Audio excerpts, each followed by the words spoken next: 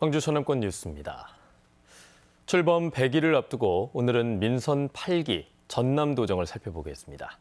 전남은 의대 유치와 해상풍력, 반도체 특화 산단 등 풀어야 할 핵심 과제가 적지 않은데요.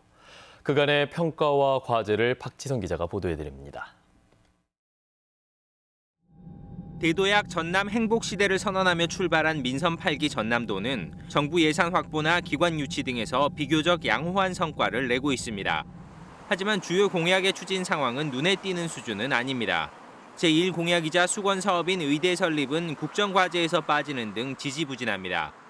역점 사업인 해상풍력도 정부의 에너지 정책 전환 기조와 맞물려 속도를 내지 못하고 있습니다. 전남도는 에너지와 함께 일자리를 강조해 돌파구를 찾는다는 계획입니다. 해상풍력이 아니면 일자리를 창출하기 어렵다는 것을 제가 말씀을 드렸기 때문에 일자리 창출 차원에서도 접근해야 된다 이렇게 생각을 하고 혁신도시 발전기금과 화순 동복댐 관리 등을 합의하는 등 광주와의 상생 기조는 한 발짝 나아갔다는 평가를 받고 있습니다.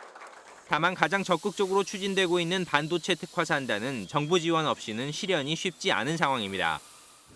지역에 특별한 인센티브를 주는 그런 정책 과제가 빠져 있어요. 그래서 결국은 똑같이 취급하는 것은 수도권을 우대한 거 아니냐.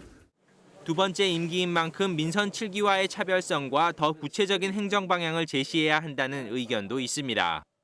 무엇을 바꿔나갈 것인지, 대전환에 대한 방향과 내용을 어떻게 담아낼 것인지 이걸 좀 사회적인 합의 과정, 소통을 많이 만들었으면 좋겠다 이런 생각. 김 지사는 또 내년 7월 조직을 개편해 공약인 전남도 동부통합청사를 본격적으로 가동하겠다고 밝혔습니다. KBS 뉴스 박지성입니다. 강기정 광주시장이 어제 취임 100일 기자회견을 열고 취임 이후 상생과 민생을 챙겼고 산업과 문화, 돌봄 정책의 엔진을 장착했다고 자평했습니다. 강 시장은 기자회견에서 창업하기 좋은 도시를 만들고 AI 대학원과 영재고까지 인재 양성 체계를 완성해가는 중이라고 밝혔습니다. 또 내년부터는 온종일 통합 돌봄 체계를 마련하고 누구도 소외되지 않는 돌봄 광주를 만들겠다고 말했습니다. 국내 3대 사찰 중 한 곳으로 손꼽히는 순천 송광사는 주변의 조계산 일대까지 국가 지정 문화재입니다. 그런데 송광사 측이 굴착기까지 동원해서 사찰 입구 계곡의 석축을 무단으로 새로 쌓거나 건축물을 증축해서 논란이 일고 있습니다. 김호 기자입니다. 순천 조계산 자락에 자리 잡은 천년고찰 송광사, 통도사, 해인사와 함께 우리나라 삼보사찰 중 한 곳으로 주변 숲과 나무와 어우러진 아름다운 경치를 자랑합니다. 사찰과 조계산까지 국가지정 문화재로 지정됐는데 최근에는 영화 헤어질 결심의 촬영지라는 사실이 알려지면서 발걸음이 이어지고 있습니다. 사찰 내 화장실인 해우소, 세월의 흔적이 엿보이는 기존 건축물 앞으로 증축이 이뤄져 있습니다. 송광사 측은 기존 건축물에 돌기둥을 세우고 데크까지 설치했는데 현상 변경 절차를 거치지 않았습니다. 국가지정 문화재의 현상을 변경하려면 문화재청의 허가를 받아야 하는데 무단으로 공사를 진행한 겁니다. 송광사 측은 사찰 앞 계곡에는 무허가로 다리를 놨습니다. 최근에는 사찰로 향하는 입구 계곡에 굴착기를 들여와 시멘트를 부어가며 석축을 새로 쌓았는데 이 역시 허가 절차는 따르지 않았습니다. 문화재청과 순천시는 현장을 찾아 점검하고 원상복구를 요구했습니다. 무단 현상 변경 행위에 대해서는 원상복구 명령을 했기 때문에 이후에 사찰 측의 의견도 더 수렴하고 만약 이루어지지 않으면 관계법에 따라서 이에 대해 송광사 측은 방문객들의 편의와 안전을 위해 공사를 진행했다며 순천시 등과 협의해 필요한 조치를 해나가겠다고 밝혔습니다. KBS 뉴스 김호입니다. 17명의 사상자를 낸 광주 학동 붕괴 사고와 관련해 경찰이 피의자 8명을 검찰에 추가 송치했습니다. 광주경찰청 반부패 경제범죄수사대는 어제 학동 4구역 재개발조합장과 현대산업개발 상무 등 8명을 뇌물수수와 입찰 방해 등의 혐의로 검찰에 불구속 송치했다고 밝혔습니다. 경찰은 비위 행위와 관련된 피의자 29명 가운데 현재까지 모두 13명을 검찰에 송치했고 나머지 16명에 대해서도 차례대로 송치할 계획이라고 밝혔습니다. 6일 지방선거를 앞두고 보성에서 불거진 불법 선거운동과 관련해 경찰이 공무원이 포함된 피의자 12명을 검찰에 송치했습니다. 전남경찰청 반부패 경제범죄수사 2대는 민주당 보성군수 후보 경선 과정에서 권리당원 명부를 관리하며 금품을 주고받은 일반 유권자 11명과 보성군청 소속 간부 공무원 1명을 검찰에 넘겼다고 밝혔습니다. 경찰은 선거법 위반 혐의로 입건돼 조사를 받은 김철우 보성군수에 대해서는 증거 불충분으로 불송치 결정했습니다. 전남대학교 병원이 새 병원 건립을 추진하고 있습니다. 여기에는 많은 돈이 들어가서 정부의 예산 지원이 필수입니다. 정부의 예비 타당성 조사가 1차 관문인데 조사 대상에서 들지 못해서 우려감을 키웠습니다. 전대병원이 부족한 점을 보완해서 재신청에 나섰습니다. 손준수 기자입니다. 병원은 낡았고 찾는 사람은 많고 전남대병원은 새 병원 건립을 추진 중입니다. 여당도 지원을 약속했지만 정부 예산 지원이 타당한지 따지는 조사 대상에조차 들지 못했습니다. 전대병원은 준비보증으로 지적된 새 병원 부지에 대한 용도 변경을 신청했습니다. 현재 의과대학에 있는 부지 6만 4천 제곱미터, 2종과 3종 일반 주거지역을 준주거지역으로 변경하는 것인데 광주시 도시계획위원들이 직접 현장 답사에 나섰습니다. 그리고 이걸 왜 남깁니까? 이게 국제로는 아마 기부 건축물이어가지고 향후에 학교에서 와가지고 뭐 실습이나 임상 실험 이런 강의동으로 쓰려고.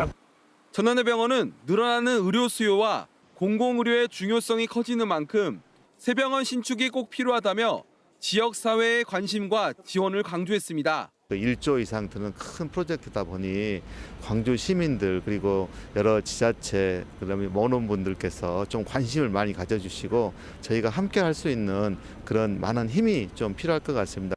전대병원은 또 다른 탈락 원인으로 지목된 새 병원 건립과 관련한 이사회 의결도 모두 마쳤다고 밝혔습니다. 올해 마지막인 정부의 예비 타당성 조사 대상 사업 선정은 다음 달 신청을 받아 12월에 결과가 발표됩니다. KBS 뉴스 손준수입니다. 전남 지역 의과대학 유치를 위한 전라남도 의회 순회 토론회가 목포대에서 열렸습니다. 이 자리에서 최선국 전라남도 의원은 양질의 의료 서비스는 국민 모두가 가져야 하는 보편적인 권리라면서 의료 서비스의 불균형을 막기 위해 의과대학이 반드시 설립돼야 한다고 밝혔습니다. 한편 목포시와 목포대 그리고 순천시와 순천대 등이 모두 참여하는 국립의대 유치 태스크포스팀은 지역 내 과열 경쟁을 자제하고 전남으로 의과대학을 먼저 가져온 뒤 어느 지역으로 갈 것인지 논의하는 방식이 필요하다고 강조했습니다. 제주항공이 최근 여수공항에서 철수하겠다는 뜻을 전라남도에 전달함에 따라 여수공항의 항공편이 축소될 것으로 보입니다. 여수 상공회의소 등에 따르면 제주항공 측이 국제선의 추가 배치를 위해서 국내선을 줄이면서 여수공항에서 하루 한 편씩 운항하던 김포와 제주 노선을 중단할 것으로 예상됩니다. 이에 대해 여수상공회의소 등은 국제선 부정기 운항 등 여수공항 간편에 따른 대응 방안을 논의하고 있습니다.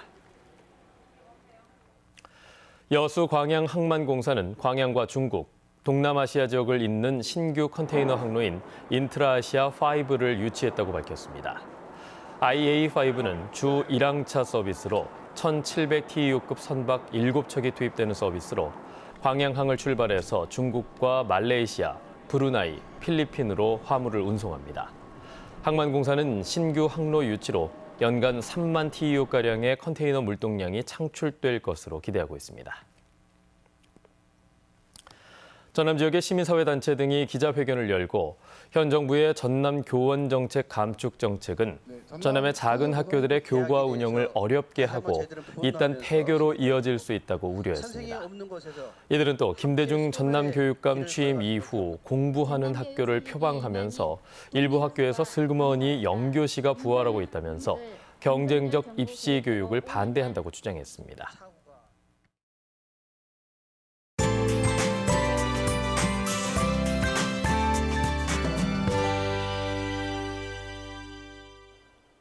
더위는 물러갔지만 예년 이맘때보다도 쌀쌀한 날씨 보이고 있습니다. 현재 대체로 흐린 가운데 광주의 최저 기온이 14.8도로 서늘합니다. 아침까지 남해안 지역은 빗방울도 조금 떨어지겠고요. 낮부터는 차차 맑아지겠지만 한낮 기온이 20도에 머물면서 어제보다도 1, 2도가량 낮겠습니다. 찬이슬이 맺히기 시작하는 절기 할로윈 내일은 아침 기온이 오늘보다도 더 내려가면서 쌀쌀함이 강해지겠고요. 낮 기온은 모레까지 20도에 머물겠습니다. 여기에 바람까지 약간 더해지면서 낮에도 다소 쌀쌀하겠습니다. 한글날인 일요일에는 전국에 비 소식 나와 있는데요. 비가 그치고 월요일에는 낮 기온이 17도 안팎까지 떨어지겠습니다. 모레 예상되는 비의 양은 광주 전남 지역에 5에서 20mm입니다. 지역별 기온 자세하게 살펴보겠습니다. 아침 기온 어제와 비슷하거나 1, 2도가량 높게 시작하고 있고요. 한낮 기온은 영광 18도, 나주 20도로 어제보다 선선하겠습니다. 여수와 고흥, 보성의 낮 최고 기온 21도로 어제와 비슷하거나 1, 2도가량 낮겠습니다.